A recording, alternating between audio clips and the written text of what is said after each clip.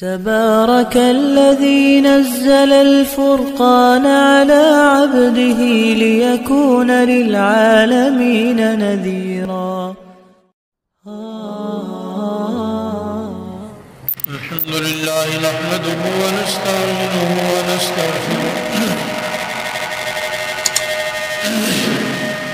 ونؤمن به ونتوكل عليه ونعوذ بالله من شرور أنفسنا ومن سيئات أعمالنا من يهده الله فلا مضل له ومن يضلله فلا هادي له ونشهد أن لا إله إلا الله وحده لا شريك له ونشهد أن سيدنا ومولانا محمدا عبده ورسوله أرسله إلى كافة للناس بشيرا ونذيرا وداعيا إلى الله بإذنه وسراجا منيرا.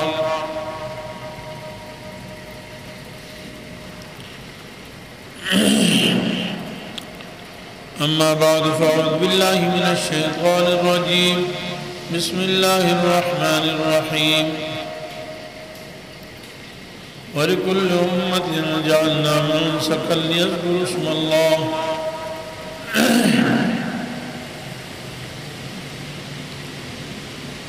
وقال تعالى في مقام آخر وإذ تأذن ربكم لئن شكرتم لأزيدنكم ولئن كفرتم إن عذابي لشديد.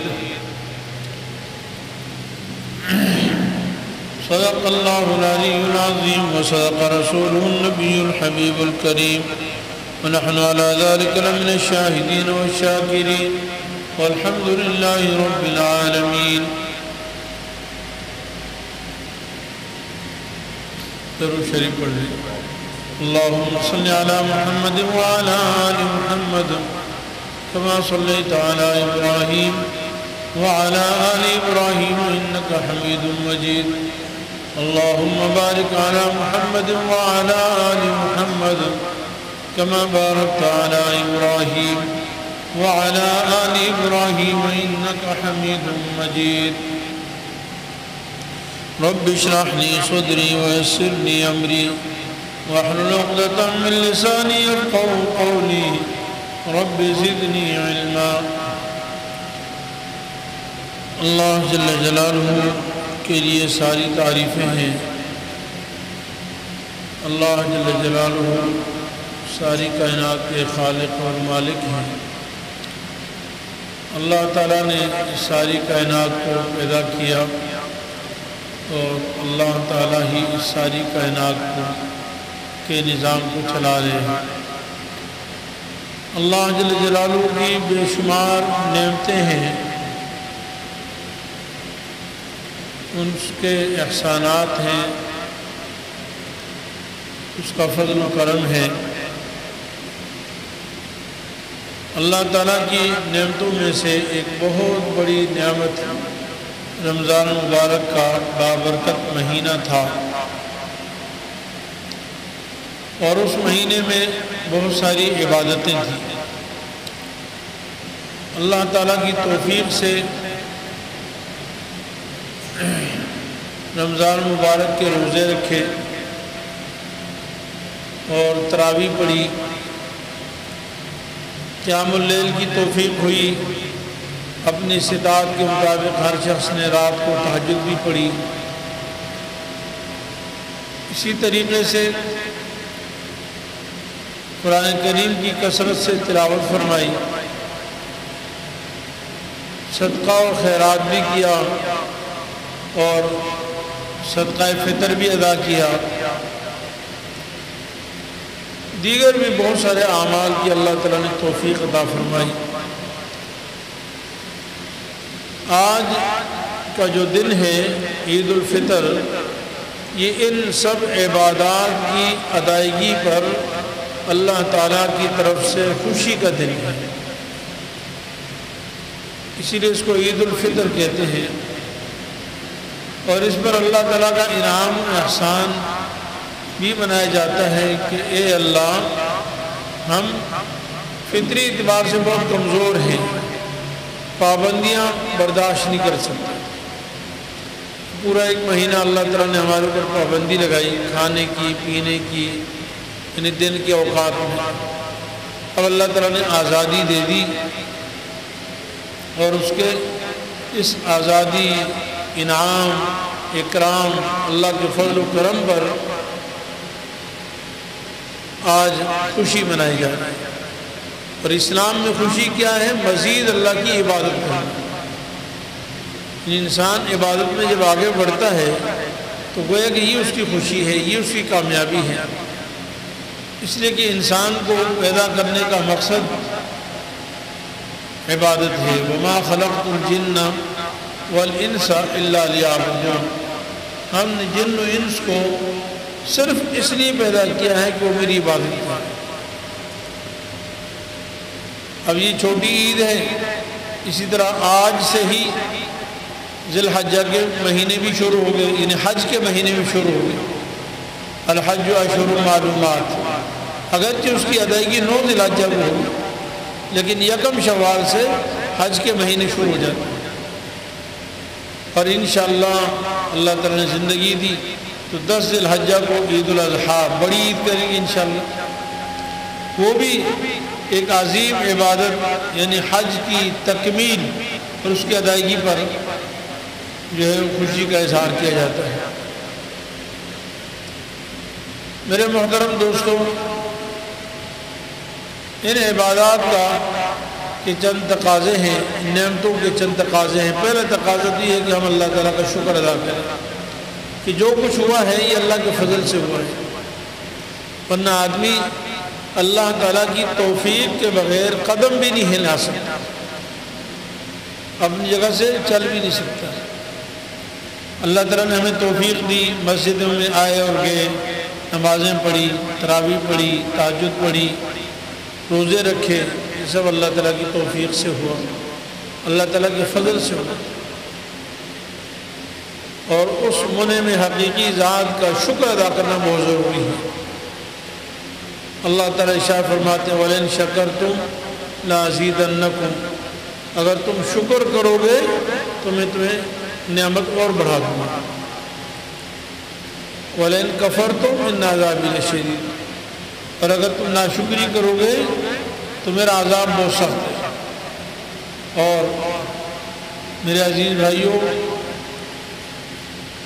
روٹی چھین لینا یہ تو چھوٹا عذاب ہے اللہ تعالیٰ کا، یہ معمولی عذاب ہے۔ اللہ تعالیٰ کافر کو بھی روٹی کھلاتے ہیں، مال و دولت کی فراوانی عطا فرماتے ہیں۔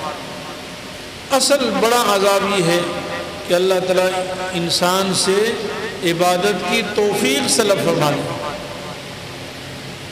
پھر عبادت کی توفیق نہ ملے انسان کو، یہ اللہ تعالیٰ کا بہت بڑا عذاب ہے۔ دلوں پہ زنگ چڑھ جائے، یہ اللہ تعالیٰ کا بہت بڑا عذاب ہے۔ کلا بل ران علی قلوبہم ما کانوا یکسبون فویل للقاسیۃ قلوبہم من ذکر اللہ، خبردار ان کے دلوں پہ زنگ چڑھ گیا ہے ان کے کرتوتوں کی وجہ سے۔ ہلاکت اور بربادی ہے ان لوگوں کے لیے جن کے دل سخت ہو گئے، اللہ تعالیٰ کے ذکر سے ان کے دل سخت ہو گئے، اللہ تعالیٰ کا ذکر کرنے کو دل نہیں چاہتا۔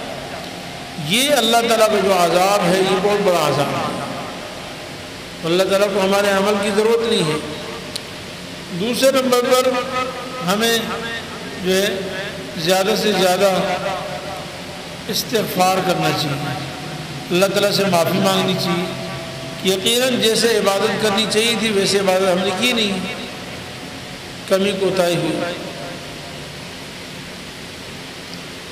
جناب میرے اور آپ کے ماں باپ قربان حضرت محمد صلی اللہ علیہ وسلم ساری کائنات کے امام ہیں، افضل الانبیاء ہیں، ساری مخلوق کے سردار ہیں۔ وہ فرماتے ہیں لا احصی ثناء علیک انت کما اثنیت علی نفسک، یا اللہ میں آپ کی ویسی تعریف نہیں کر سکتا جیسی تعریف کی آپ حقدار ہیں۔ آپ بس وہی شان والے ہیں جو آپ نے اپنی شان خود بیان فرمائی، ان جو اللہ تعالیٰ نے اپنی شان خود بتائی وہ اللہ ہی جانتے ہیں۔ نبی کریم صلی اللہ علیہ وسلم فرماتے ہیں میں آپ کی ویسی تعریف نہیں کر سکتا، لا احصی ثناء علیک۔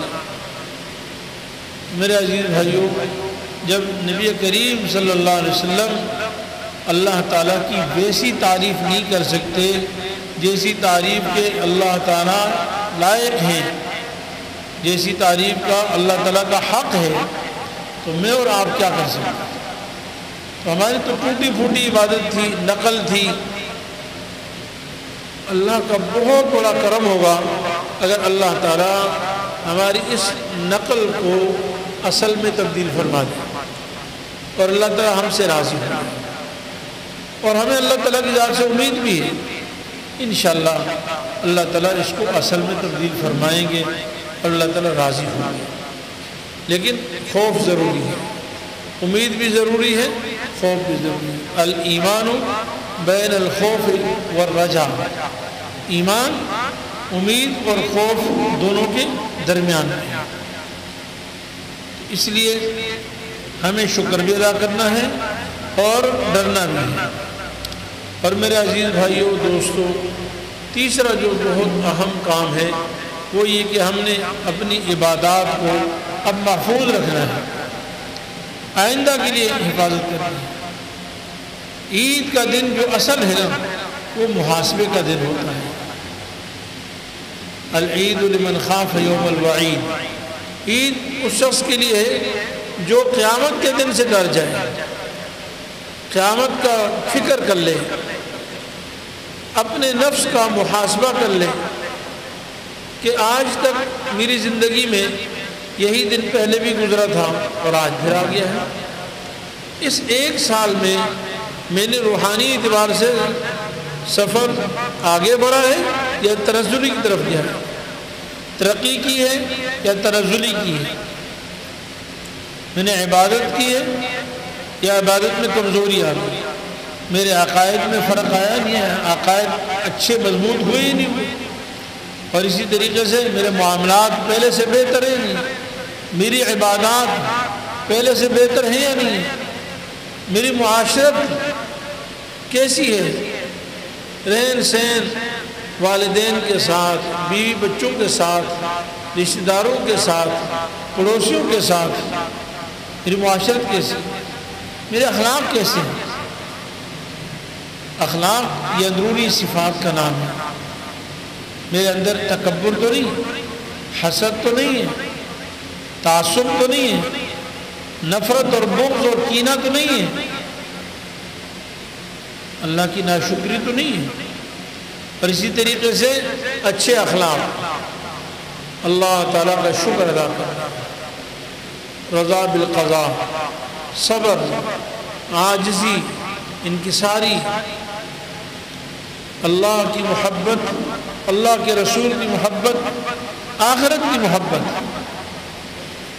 ان میں کس طرح ہوں،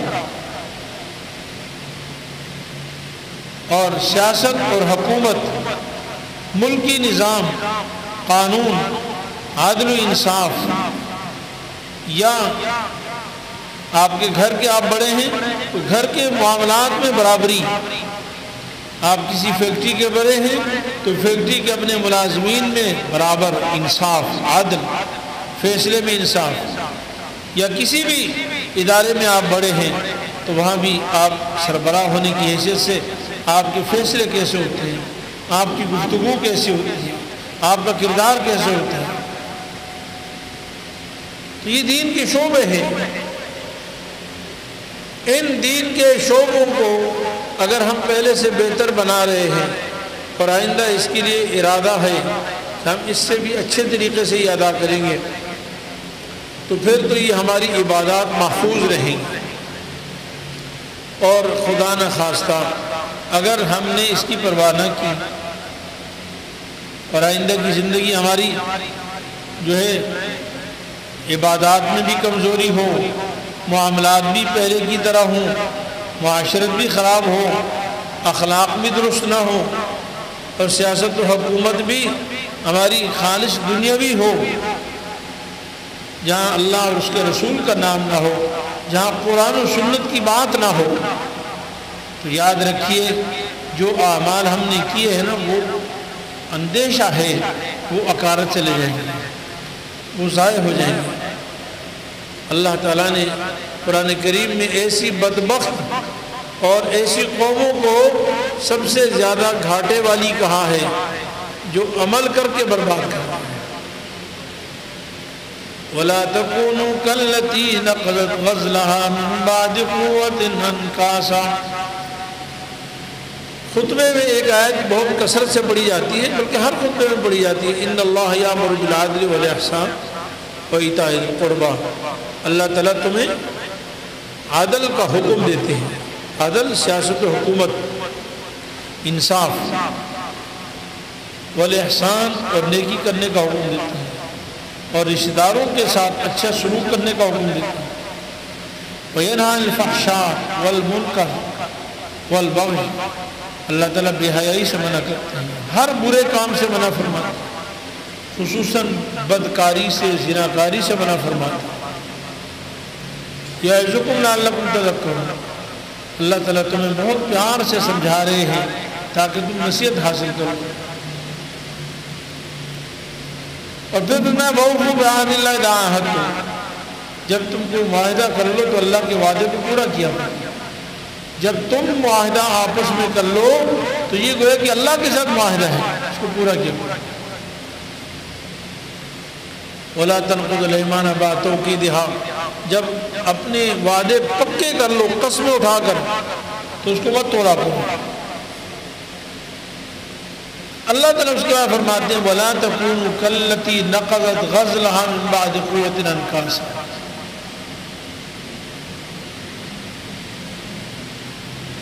اس عورت کی طرح نہ بنو جو روئی یا اون کو چرخے پر بہت محنت سے کاٹتی ہے۔ روئی جن لوگوں کو آپ شہروں میں تو شاید پتہ نہیں ہے، یعنی روئی کو پہلے صاف کرنا پڑتا ہے یا اون کو پہلے بہت صاف کرنا پڑتا ہے، اس کو دھوتے ہیں، پھر صفائی کرتے ہیں، پھر دھنائی کرتے ہیں، اور دھنائی کے بعد پھر اس کو چرخے پر اس کو بہت زیادہ اس کو یعنی اس کے دھاگے بنانے پڑتے ہیں، اور پھر دھاگے بنانے کے بعد جو ہے وہ کوئی چیز اس سے بنتی، جیسے ہمارے کپڑے بنتے ہیں یا جلسی بنتی ہے، کوئی بھی چیز تیار ہوتی ہے۔ یہ بہت مشکل مرحلہ ہے۔ اللہ رب العالمین نے فرمایا کہ ایک عورت روئی سے جو ایک ایک بال تھا یا اون جو بالکل الگ الگ بال تھے، اس بال پہ اتنی زیادہ محنت کی، پہلے اس کی دھنائی کی، پھر اس کی صفائی کی، پھر اس سے بال، اس سے رسی دھاگے بنائے، دھاگے بنانے کے بعد اس سے کپڑا تیار کیا، یعنی پورا بن دیا، اور پھر کینچی لے کر ٹکڑے ٹکڑے کر دے۔ وہ پہلے روئی کسی کام کی تھی، کینچی سے اب جب ٹکڑے کرے گی نا وہ کسی کام کی نہیں، بیکار۔ اللہ تعالیٰ فرماتے ہیں وَلَا تَكُونُوا كَالَّتِي نَقَضَتْ غَزْلَهَا مِن بَعْدِ قُوَّةٍ أَنْكَاثًا۔ کیا مطلب ہے؟ یعنی آپ نے نیک اعمال کیے، لیکن اعمال کے بعد جب اللہ تعالیٰ کے احکام توڑیں گے، آپس کے معاملات شریعت سے ہٹ کر ہوں گے۔ یہاں پر اللہ تعالیٰ نے معاہدے کی بات کی، آپ کا رہن سہن معاشرت شریعت سے ہٹ کر ہوگا، آپ کے اخلاق شریعت سے ہٹ کر ہوں گے، آپ کی سیاست و حکومت شریعت سے ہٹ کر ہوگی، تو گویا کہ آپ نے جیسے وہ عورت ہوتی ہے وہ ساری محنت کرنے کے بعد اس کو جب کپڑا تیار ہو جائے تو کینچی سے اس کے ٹکڑے ٹکڑے کر دیں۔ اللہ تعالیٰ فرماتے ہیں اس عورت کی طرح نہ بنو، مجھے اور آپ کو پیار سے سمجھا رہے ہیں، اس عورت کی طرح نہ بنو۔ اب ہم نے پورا رمضان بھی محنت کی، تراویح بھی پڑھی اور روزے بھی رکھے، دیگر بھی اعمال کیے، لیکن اب اگر ہم کہیں کہ جی چلو اب چھٹی ہو گئی اور آج سے ہم فارغ، اب نماز پڑھی وقت پہ نہ پڑھی کوئی بات نہیں، رمضان میں تکبیر اولیٰ کا اہتمام تھا، اب چھوڑ۔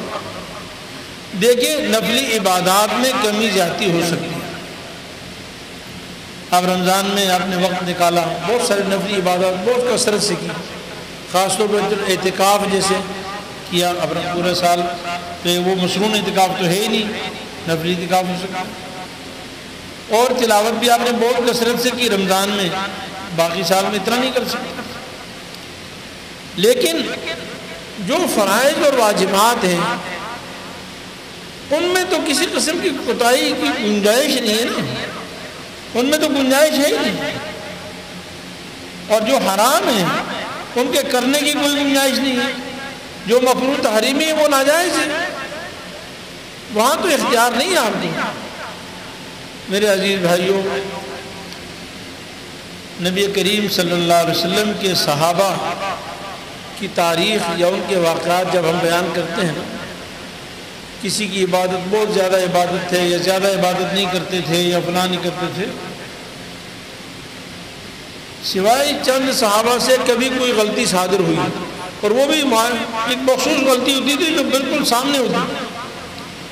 اس کے علاوہ ان کی عام زندگی میں فرائض اور واجبات، حرام اور مکروہ تحریمی، یعنی فرائض اور واجبات کا چھوڑنا یا حرام اور مکروہ تحریمی کاموں کا کرنا یہ ان کے تصور میں نہیں تھا۔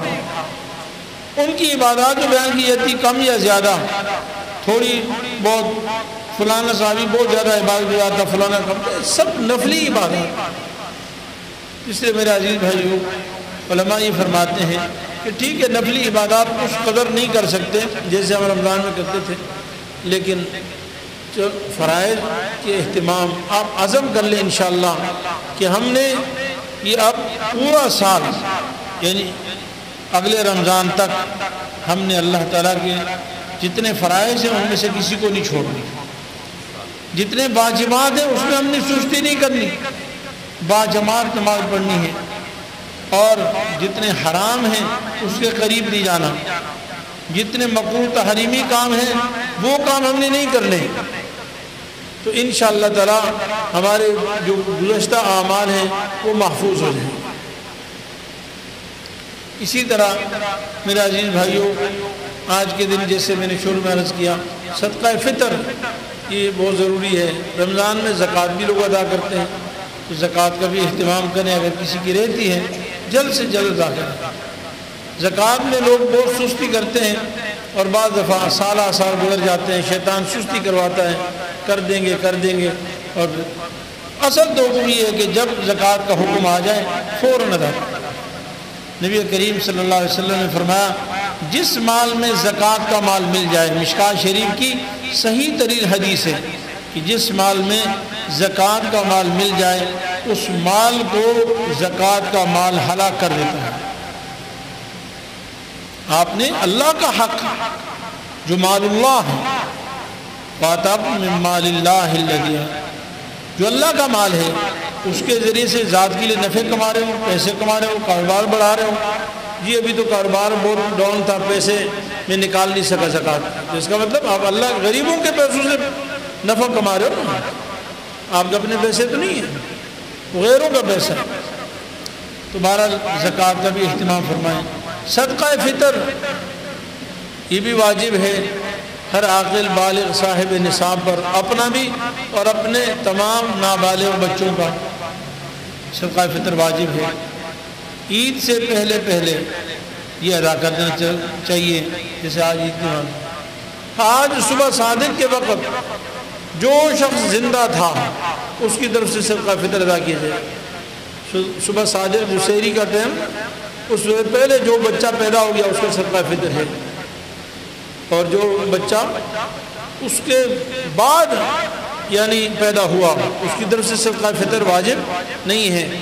اسی طرح جو بچہ یا کوئی بھی شخص صبح صادق کے وقت تو زندہ تھا لیکن صبح صادق کے بعد فوت ہو گیا تو اس کی طرف سے بھی صدقہ فطر دینا ہے، یعنی چونکہ صبح صادق معیار ہے، اس وقت جو شخص زندہ تھا اس کا صدقہ فطر انسان کے ذمہ واجب ہے۔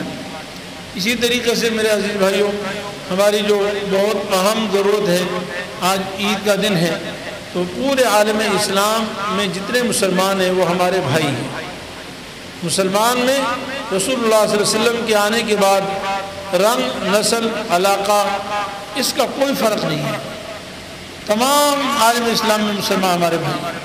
اس وقت عالم اسلام میں مسلمان بعض علاقوں میں انتہائی پریشانیوں میں ہیں، تکلیف میں ہیں اور کفر کے ساتھ برسر پیکار ہیں۔ ہمیں آج کے دن میں ان مسلمانوں کو ضرور یاد کرنا چاہیے، ان کے لیے ہم دعاؤں کا اہتمام کریں، صرف اپنی خوشیوں میں مست و مگن نہ ہو، بلکہ ہمیں فکر ہو کہ وہ ہمارے مسلمان ہیں۔ اللہ تعالیٰ ہمیں جس طرح عید اللہ تعالیٰ نے عطا فرمائی ہے، اللہ سارے عالم اسلام کو بھی ایسی خوشیاں اور حقیقی خوشیاں نصیب فرمائے۔